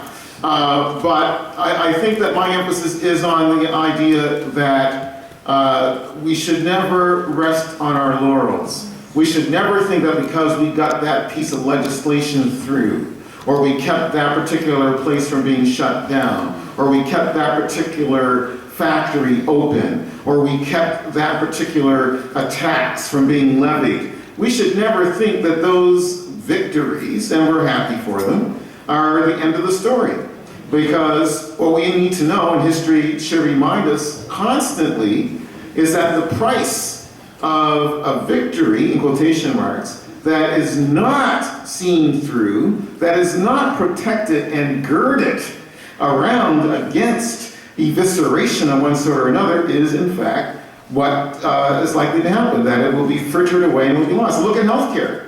I mean, it's a tremendous battle to bring that in through a socialist government. I don't mind saying it. The NDP doesn't want to say it, I'll say it. A socialist government in Saskatchewan in 1943 brought that in, and now finally, a version of it is finally in place in the United States. But we should never forget that the provenance for that was from people who believe in something called socialism, for crying out loud.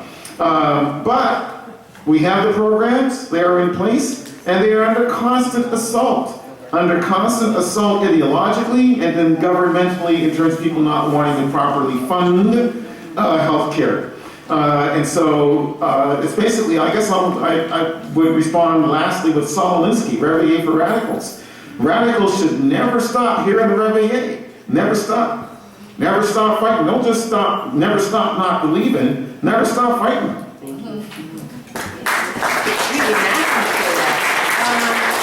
Tracy, do you want to say something, or did I misunderstand? I don't mind. All right, microphone over here for Tracy Jones. Some people are signaling me when they should be signaling the front for the mic. Oh, yeah, right. But- Wave at me, and then I'm supposed to wave at them. Also, it doesn't do any Sorry. good, unfortunately. I'd like to say good evening to everybody, and I'd like to ask Shaylin and my Aunt Lynn to either stand or come up and join me. Shaylin is my sister, my Auntie Lynn is in the back. Thank you. And presenting tomorrow, everybody come back, sorry.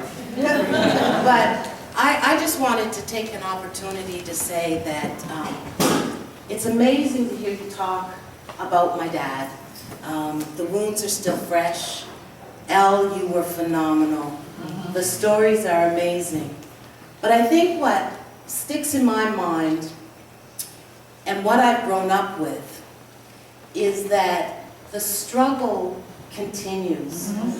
One thing that my mom and dad, when they would get together and rehash, their 60s involvement and things like that, and raising the kids, one thing she was saying to me was, here it is, 50 years later, yes, I'm 50, and we are still fighting for the same things. We are still talking about the lack of education for children of African and Aboriginal descent. So why hasn't that changed, I ask? We are still talking about leadership. And When Isaac said he felt like an orphan, I think many people in the community felt the same way. But my question goes to, where's the next round of leadership? We had Rocky, we had him for a wonderful period of time. He's raised his children and his grandchildren, and he's instilled in us a sense of fighting for what's right. But what I'm looking for is, where are we as a community, as a whole community, no matter what race we are, where are we in this fight to take what belongs to us, whether it's education, whether it's politics, whether it's housing. I came along Gottingen Street, I worked in this community for 30 years, and I don't recognize it. I feel as if my community has been pushed aside. So where's the fight? We look at the Friendship Center here, and we think about how long will this center be here before somebody decides how valuable this land is. Where will be the fight? So in closing tonight, I just want to say it's been amazing. I'm also a kid at TYP, they all babysat me. And I got to grow up watching and hearing and being part of all of the things that you talked about this evening. But I do want to put it out there, especially since we're talking Solidarity Halifax. Where's the fight? And the fight must continue. Thank you.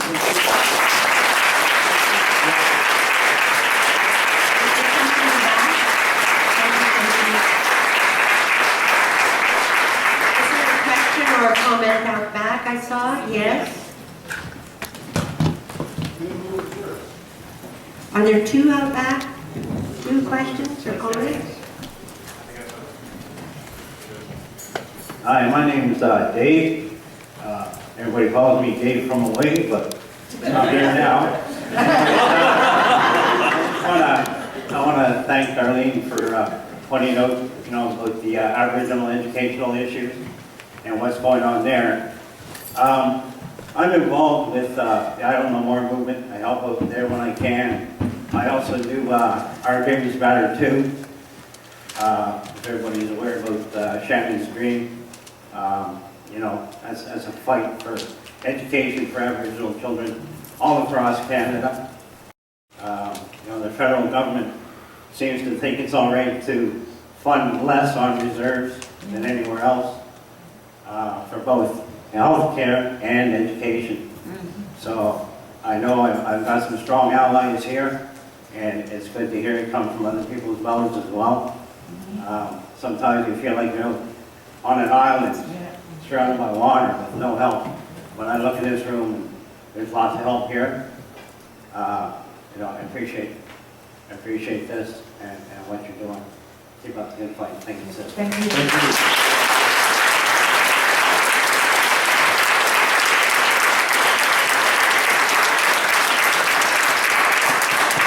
Before we close, we can take one more comment, and then I'm going to ask our three panelists to give us a closing comment, not a closing speech. Comment. I have a takeaway for everyone here. You may have already done yours.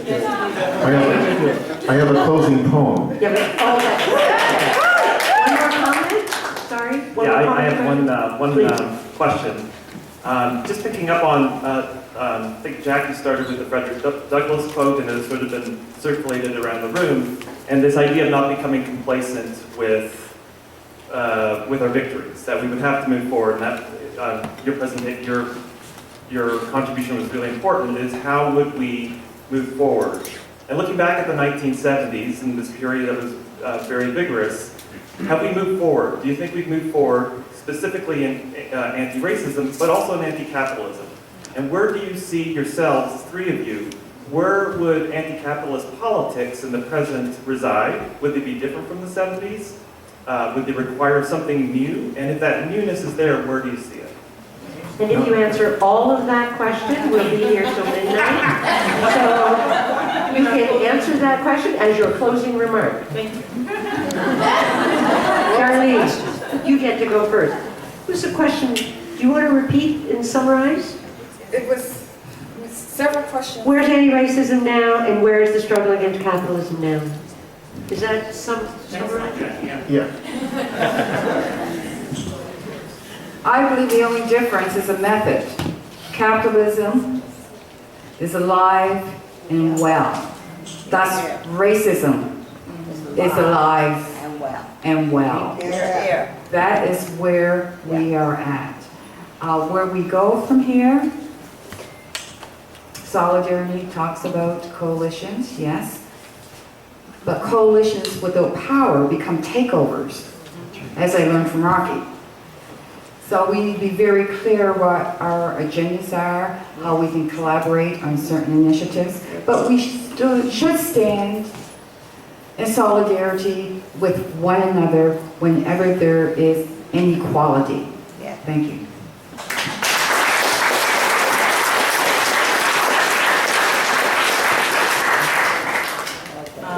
To the first part, with respect to capitalism, the chasm between the rich and the poor is larger at this particular time, so there's not really a middle class. And I think that has an impact on a lot of things that you'll see in terms of, I work in the areas of housing and, you know, all those little things that, I shouldn't say all those things that impact quality of life. I see them impacted by the chasm between the rich and the poor.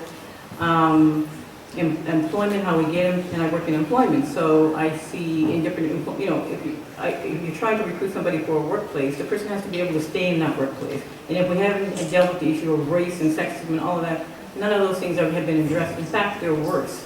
The thing that I just want to say shortly is I think that the 60s and the 70s and the time I've been organizing, we've given the oppressors all kinds of language that they've used against us. They have the language, so nothing's really changed, but we don't know it's not changing because George said it feels really nice, they're saying the right things, but nothing on the ground is really changing. And I've often said, and Rocky and I had this conversation, that we haven't talked about the impact of racism since the 60s. We have small conversations, but there hasn't been a large conversation about what racism actually looks like right now. And that for me is the scariest thing, because when the personal anecdote is when my nieces and nephews, because my children are all grown, as my son is here in support of me tonight. Thank you, Jamal. And when I see my nieces and nephews come home and they talk about the same pejorative language in terms of racism, I'm absolutely amazed, because I'm thinking, this has been able and taught through the centuries, but white people don't get racism? I don't know. For me, that boggles my mind, you know. So, and identity is part of that. So that's a convoluted answer to say we're nowhere where we need to be. And your poem, George. Well, as a preamble, as a preamble to the poem, I think that there are three things that we got to keep in mind about the 60s and into the current era. First of all, what made the 60s possible is that you had a lot of youth who were not saddled with debt, especially debt, and at the same time had reasonable prospects for employment at some point in their lives later on, so they could take a year off and do organizing, do protests, do traveling, voter organizing in the South, et cetera, and it wouldn't impact their pensions later on in life. Because they would have plenty of time left, they thought, with a full employment economy as it was then in Canada and the United States, they'd have a chance to catch up or recoup whatever income they would lose by doing social change, social action.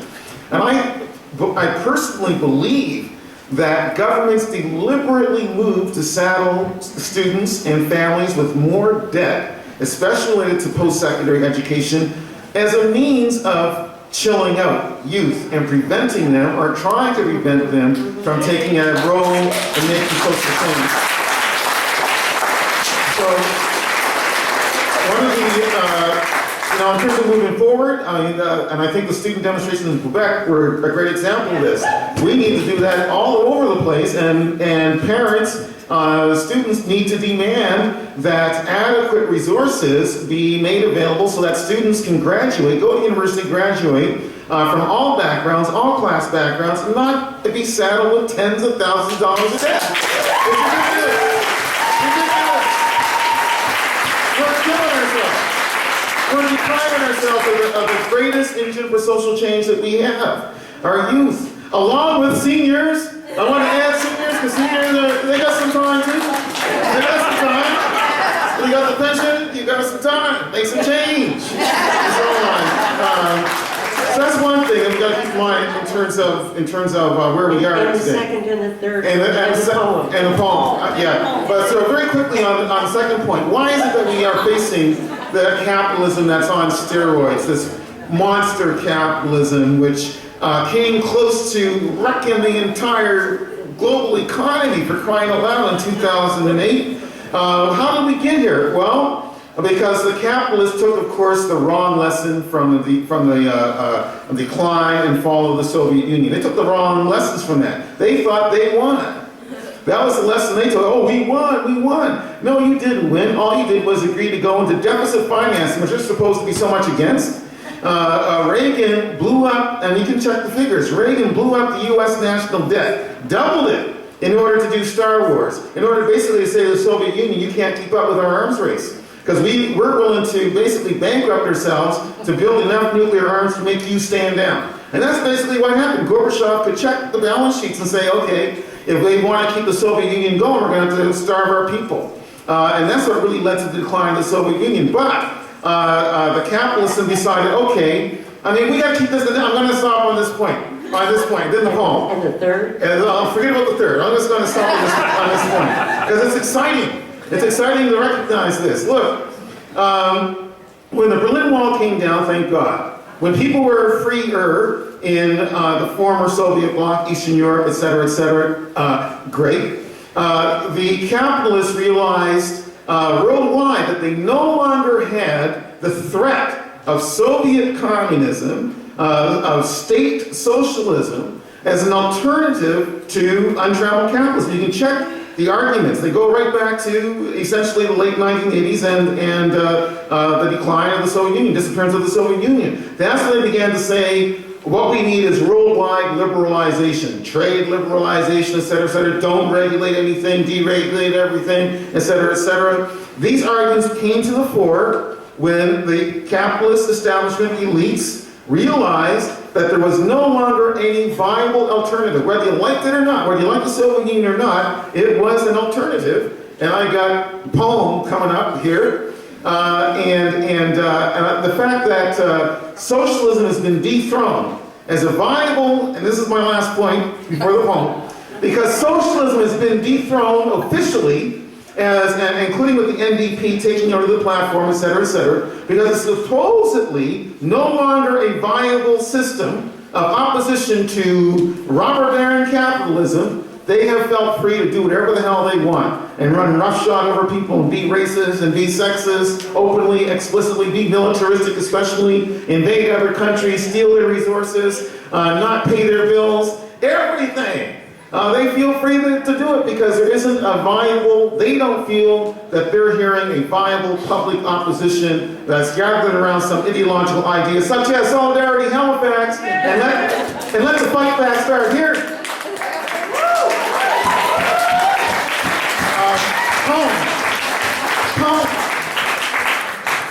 All right, I'm going to do two. Well, don't worry, these are romantic, so it's okay, these are romantic. All right, these are in the voice of two characters, Layla and Celine. And Layla is from Denmark, and Celine is from Montreal. Anyway, the first poem is really short, it's only 2 lines. It's only 2 lines,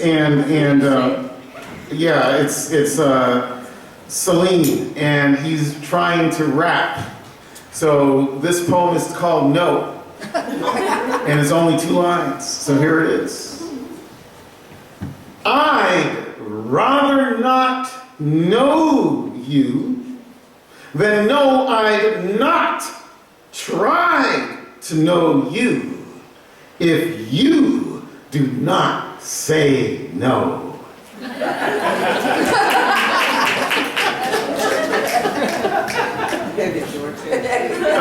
And this is Layla talking back to Celine. And so the poem is titled simply To Celine, number 3. And it goes like this. Sleep eludes me. I want you so. Want no one else. I cry all night like a lone dove missing her mate. Your love dictates my doom, Celine. I'm tempted to hate your mother for bearing you, except that then I couldn't love you. I give, take my best, do not skimp on my wine. Are you a brigand, poet, sir? I shared an orange, only an orange, but you slyly studied my ass.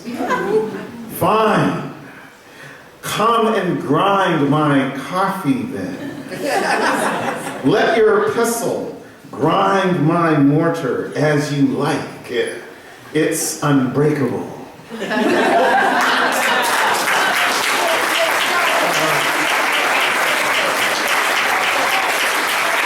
Copies are available, only $20, hardcover. Before I ask everyone to stay for just a couple of minutes, I want to stand up to do this, but we just have some small thank you gifts to offer. Darlene, this is for you. Thank you. And Carol Ann, this is for you. And George, this is for you. And Elle, this is for you. Thank you. And we want everybody to come back tomorrow.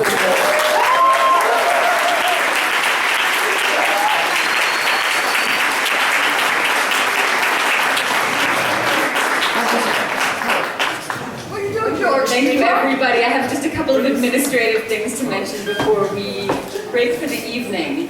Thank you again so much for coming, and we cannot wait to see you again tomorrow. When you come back tomorrow, we made these for a reason. It's because you have to wear them and show them at the door. So please bring your badges. Tomorrow, we have an excellent set of panels. In the morning, we're going to be hearing stories from the LGBTQ, women's and indigenous decolonization movements. We have Chris Fraser, who's in the audience tonight. Lynn Jones, hello Chris. Lynn Jones is in the audience tonight as well. And Pat Kipping, who will be speaking as well, so we can't wait. In the afternoon, we're going to be hearing stories from the Cancelled Fishermen's Strike by Tony Tracy, who's also here. Oh, sorry, I forgot to mention, in the morning, we'll have Sherry Pictou in the morning to talk about Indigenous decolonization movements. Lynn is going to be talking about the occupation on Gottingen Street, and then our own Evan Cool is going to be talking about radical struggles in Cape Breton. So please come back. In the evening, we also wanted to mention that the 250th anniversary of the Commons is happening, and we're cross-promoting an event that they're doing tomorrow night at 7:30, which we encourage you all to come to. It's featuring Sylvia Frederici and George Kafensis. It's mentioned in your program. They're going to offer a panel entitled The Politics and Possibilities of the Commons, Radical Horizons in the Age of Austerity.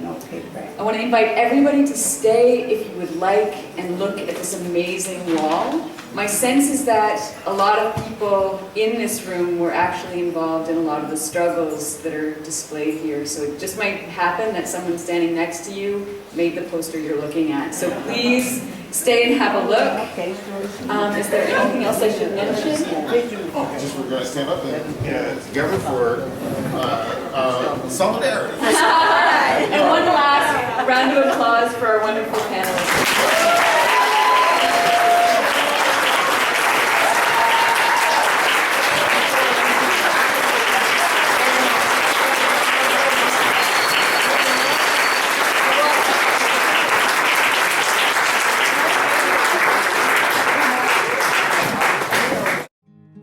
On the eastern shore, or just a cold bed below, behind the firebox door.